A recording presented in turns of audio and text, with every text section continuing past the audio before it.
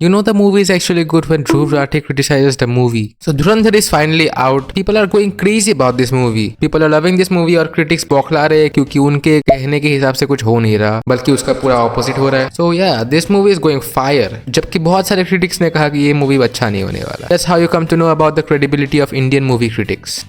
Makes sense. And to be honest भाई लोग, अगर तुम लोगों ने धुरंधर अभी तक देखी नहीं है तो जाके इसे थिएटर पे देखना, ठीक है? Because it's a complete theater watch movie. ये घर पे बैठ के पायरेसी करके देखने वाली मूवी नहीं है जो कि मैंने की थी. But I have a reason, क्योंकि मैं जहाँ रहता हूँ वहाँ पे सिनेमा हॉल है नहीं. मतलब सिनेमा हॉल है पर वहाँ पे हिंदी मूवीज लगते नहीं. लास्ट हिंदी मूवी लगा था शायद 2-3 महीने पहले. हाँ, ये सीन है. इसलिए मुझे पायरेट करना पड़ा क्योंकि the only other option to watch the movie in the theatre was मुझे 150-200 किलोमीटर दूर जाना पड़ता एक दूसरे सिटी में ये मूवी देखने के लिए. और मैं तो मूवी टिकट के पैसे के लिए भीख मांगता हूँ. मैं दूसरे सिटी में कैसे जाऊंगा, है कि नहीं? वो अलग बात है कि बंदी होती तो उसके साथ जाने में कुछ जुगाड़ लगा सकता था मैं, बट अकेले जाने में कोई फायदा नहीं है. कहाँ से कहाँ पहुंच गया. हाँ, तो बात ये है कि हमारे यहाँ पे हिंदी मूवीज लगना बंद हो गई है. व्हाई? क्योंकि मैं जहाँ रहता हूँ वो टियर 2 से टियर 3 सिटी बन गया है. और सोचने वाली बात ये है कि मैं तो टाउन में रहता हूँ, सिटी में भी नहीं रहता. खैर जो भी है, क्या ही कर सकते हैं. So ya, as we are talking about Dhurandhar, it's a complete theatre watch movie. Theatre में जाके देखो ये, ठीक है? Dhurandhar is basically about a Indian spy जो कि पाकिस्तान में छुपके से जाता है और कुछ सालों तक एक जूस की दुकान में काम करता है. 1.5 साल तक.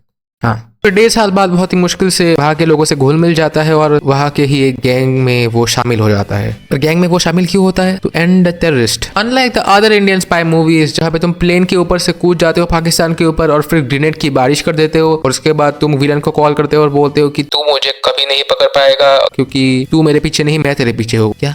हाँ, ऐसा ही कुछ. और उसके बाद हीरो विलन के पास जाता है या विलन हीरो के पास आता है और फिर दोनों एक दूसरे को बहुत मारते हैं और उसके बाद हीरो विलन को मार देता है. हाँ, ऐसा कुछ नहीं होता है इस मूवी में. तो ये एक्सपेक्ट करके तो बिल्कुल नहीं जाना तुम लोग. This movie shows the actual reality instead of the fake narrative of Indian spice, you know. Know unnecessary fights. Movie के स्टार्टिंग में 2-3 बंदे आते हैं, रणवीर के कैरेक्टर को बदसलूकी करते हैं for some reason, I don't know why, और उसके गोटे दबा लेते हैं. लाइक एक्चुअली हाँ, गोटे दबा लेते हैं. वो अलग बात है कि रणवीर उन तीनों को आसानी से मार सकता था क्योंकि वो तीनों ऐसे थे. बट हाँ, this is not a typical Bollywood spy movie. तो रणवीर पिट जाता है और उसके बाद ये लोग उसकी गांड मारने की कोशिश करते हैं. लाइक एक्चुअली गांड मारने की कोशिश करते हैं. But thanks to the police Ranveer बच जाता है. Talking about Akshaye Khanna, he is going viral all over the social media.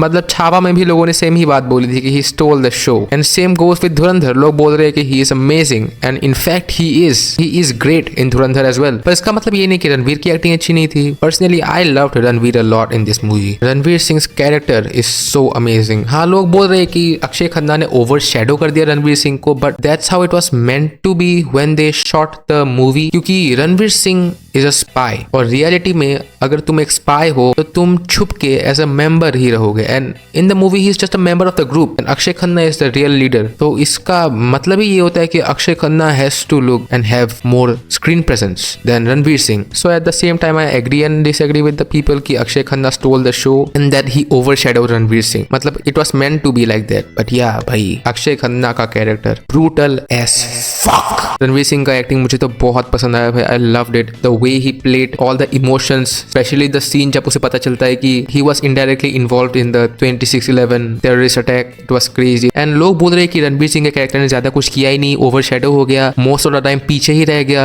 I mean it was meant to be like that क्योंकि वो एक स्पाई है, not the typical Bollywood spy. और स्पाई का काम ही होता है कि एक गैंग का मेंबर बन के रहे, उनके पॉलिटिक्स में उसका ज्यादा हाथ हो, पर वो फिर भी छुप के रहे गैंग के पीछे, ना कि लीडर बन के रहे. Ranveer Singh played the character as it had to be played. तो पार्ट 2 में असली धमाका दिखेगा रणवीर का. यहाँ पे नहीं, यहाँ पे it was just a buildup of his character, nothing else. पूरे मूवी में उसके कैरेक्टर बिल्डअप हुआ है. That was obvious to be honest. कुछ लोगों को समझ क्यों नहीं आ रहा, आई डोंट नो व्हाई. और ऐसे मूवीज बने और कंट्रोवर्सीज ना हो, ऐसा तो होने वाला है नहीं. सो इस मूवी को लेके भी भाई जो अननेसेसरी हेट और कंट्रोवर्सीज हुई है, मुझे जो दिमाग खराब हो गया है. एक मोहतरमा बोलती है कि this movie has to much testosterone. एक तो ये टू मच टेस्टोस्टेरोन वाला जो सेंटेंस है वो मेरा दिमाग खराब करता है. Dhurandhar is an exhausting, relentless and frenzied espionage thriller propelled by charismatic murderous men too much testosterone. shrill nationalism, and inflammatory anti-Pakistan narrative. मतलब if you expect a spy जो कि छुपके से पाकिस्तान के अंदर जाएगा और एक ऐसे जगह में जाएगा जहाँ पे लोगों को चींटियों की तरह मार दिया जाता है, सर फोड़ दिए जाते हैं, खोपड़ी खोल दिए जाते हैं, तो I think you have to expect too much testosterone. और जब उसी मूवी में लड़की ने लड़के को थप्पड़ मार दिया तब तो टू मच एस्ट्रोजन नहीं निकला तुम्हारा। और तुम लोग चाहते क्या हो जब तुम लोग बोलते हो कि too much testosterone? Too much oestrogen हो बंदे में।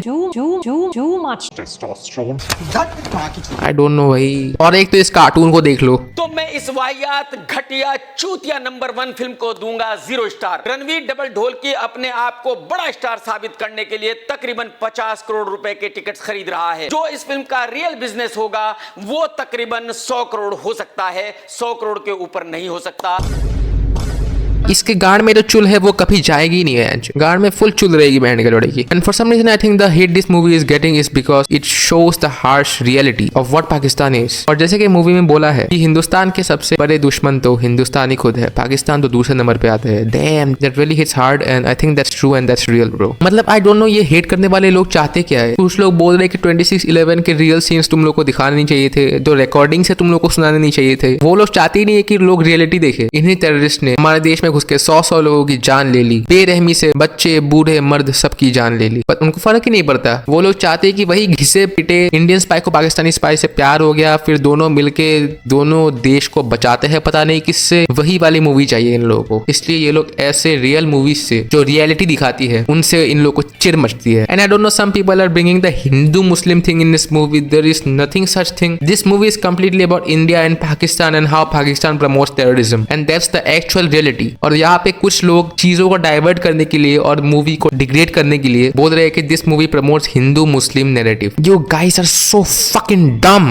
मूर्ख हो तुम लोग। ऐसे लैंडे लोगों से कुछ एक्सपेक्ट ही नहीं किया जा सकता। कितना भी अच्छा मूवी तुम क्यों ना बना लो, कितना भी रियल मूवी तुम क्यों ना बना लो, इन लोगों को वही घिसे पिटे टिपिकल बॉलीवुड स्पाई मूवीज ही देखनी है। And some people are saying that it's about Major Mohit Sharma which is not. This movie is a combination of reality and fictional and they show you the actual reality. Ranveer Singh का character that's completely fictional. Even director ने भी बोल दिया है कि it's not about Mohit Sharma. Mohit Sharma as an individual, he was a great person. He did everything for his motherland. But this is not about Mohit Sharma. जो कि बहुत सारे लोगों को लगा था कि रणवीर सिंह का कैरेक्टर मोहित शर्मा है, which is not. और बहुत सारे क्रिटिक्स, इंडियन क्रिटिक्स और इंडियन लोगों को इस बात से प्रॉब्लम है कि this movie is anti Pakistani, कि हम लोग पाकिस्तानी को एक नेगेटिव वे में दिखा रहे हैं, which is the reality. और इन लोगों को उस चीज से प्रॉब्लम है। 26/7 दिखाया गया है जो कि रियलिटी है। प्लेन हाईजैकिंग का पहला सीन जो था जहाँ पे वो लोग आके बोलते हैं कि हम तुम्हारे ही घर में घुस के तुम्हारे ही लोगों को मार के जाएंगे और तुम लोग कुछ नहीं कर पाओगे, समथिंग लाइक दैट। एंड वो सीन देख के सही में खून खोलता है। और इन लोगों को उस चीज से प्रॉब्लम है और ये लोग बोलते हैं कि this movie is anti Pakistani. और कुछ लोग बोलते हैं कि टू मच नेशनलिज्म दिखाया गया है इस मूवी में। जिन लोगों को नेशनलिज्म का मतलब समझ नहीं आता, it basically means the love towards your nation. मुझे ये समझ नहीं आता कि नेशनलिज्म प्रमोट करने में what's the problem. I mean this does not make any sense, this is just bullshit. और कुछ लोग बोलते हैं कि they love the movie but they don't agree with the politics. I don't know why, क्योंकि यहाँ पे रियल पॉलिटिक्स और जो रियलिटी है वही दिखाया गया है जैसे कि मैंने बोला है, और लोगों को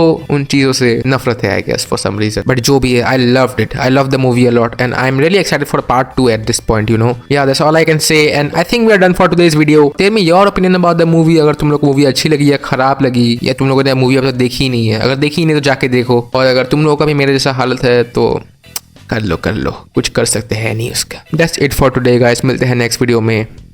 बाय बाय मैन।